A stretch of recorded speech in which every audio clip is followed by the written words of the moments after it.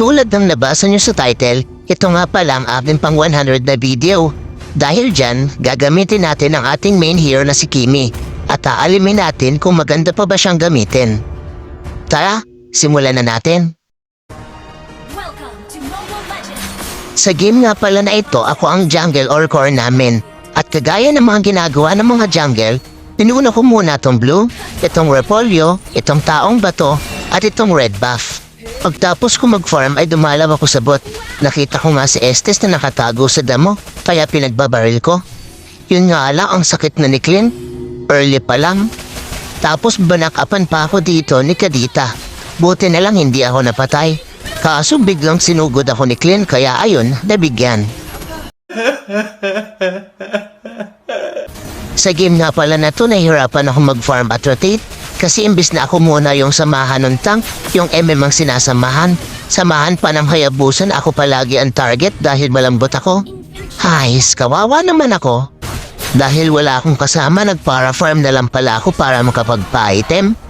Lalo na't ang hirap sumugod pag mag-isa lang. Tapos OP pa yung mga hero ng kalaban, counter na counter sa akin kaya lugi talaga. Nandito na naman nga pala tayo sa bot para mang-ambush ng kalaban. Kaso imbis na kami yung makakapatay, kami pa yung napatay. Dito man nabigyan yung Beatrix at nabakapan pa kami ng Hayabusa at Kadita. Ayun, lunod si Kimi. Hello, how are you? I am under the water. Please help me. Yung tank kasi namin ayaw mag-front, imbis na siya yung sumasalo ng damage. Siya pa yung naunang tumakbo. Ang galing mo naman, idol. Ang galing mo, idol. Sa party nga na to, nakita ko silang nag-crash sa mid. Tapos low health din yung buhay ng Clint, kaya bala ko sanang ultihan. Yun nga lang, bigla na naman tayong dinaiba ni Kadita. Hays, lunod na naman tayo.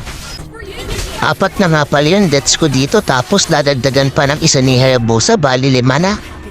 Hays, ikala ko nga dito ay matatalo na kami, nawawala na ako ng pag-asa. Pero hindi pa tapos ang laban. Marami pang pwedeng mangyari, kaya hindi muna tayo susuko hanggat hindi tayo ang nananalo.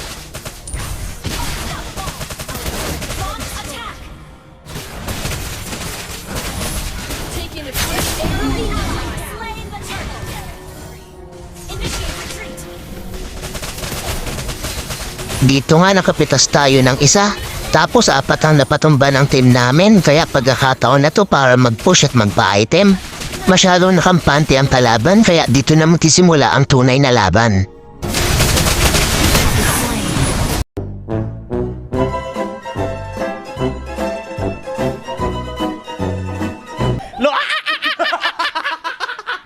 Nako, it's a prank lang pala.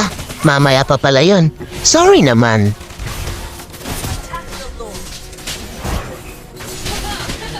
Dito nga pala sa part na to, dapat ingat ang mga galawan ko. Dahil isang pagkakamali lang, mapipitas ako ng kalaban. Dumidikit lang score namin sa kalaban. Parang kinakabahan na yata sila. Na mali pa ng pasok sila Pulapo. Kala niya siguro konti kami. Nampatay tuloy siya. Yun nga lang, nakuha nila yung Lord pero okay lang yun. Dito nga isang example na isang pagkakamali lang is mapapatay ako. Gustuloy kaming 3. Dito gusto pa lang naman kunin yung blue buff ni Hayabusa, pero biglang may lumangay na isda. Kala niya siguro mapapatay niya ako. Siya tuloy yung kinarma. Tingnan niya naman yung death at assist ko. Tinalo ko pa yung tank namin. Ako talaga dito yung tank eh. Dito nga tuwang-tuwa ako nung nakapatay na naman ako. Baba na ng kaligayahan ko dahil sobrang dami kong death. Dito naka-item na pala ako kaya medyo masakit na ang damage ko. Sa galawan na lang magkakaalaman. At matagal-tagal na din akong di nakakakimi kaya medyo hindi ko na to gamay. Kaya pasensya naman. Dito naman na-wipe out namin sila kaya nakapag-lord kami. Kaya pagkakataon na namin to para may end. Sa part naman to nakasalubong ko sila Pulapo. Disente na yung damage ko kaso nasta na po niya. Kala ko mapapatay pa niya ako, buti na lang may winter truncheon ako.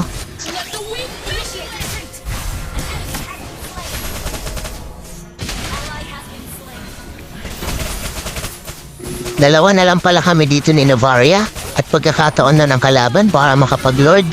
Kaso maling desisyon ang ginawa nila, di nila tinuloy. Eh di kami na lang ang kukuha.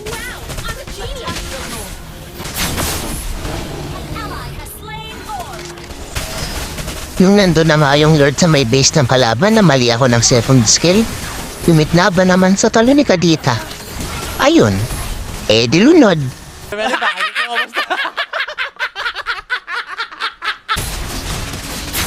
Dito nga nakuha ko yung Lord at napitas pa namin sila Lapu-Lapu. Kala niya siguro maagaw niya yung Lord sa amin. Isa pa tong isda na tong nakatago, kita naman siya.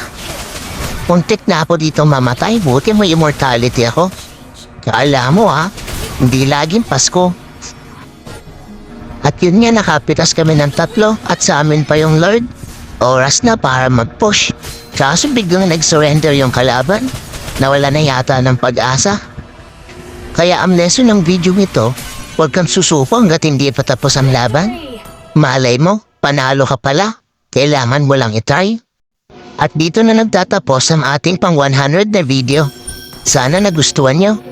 Paabuti naman natin ang 1,000 subscriber ang mamonetize na ako. At sabi nga ni Sir Frego, at kung hindi ka pa nakasubscribe sa aking channel, baka naman.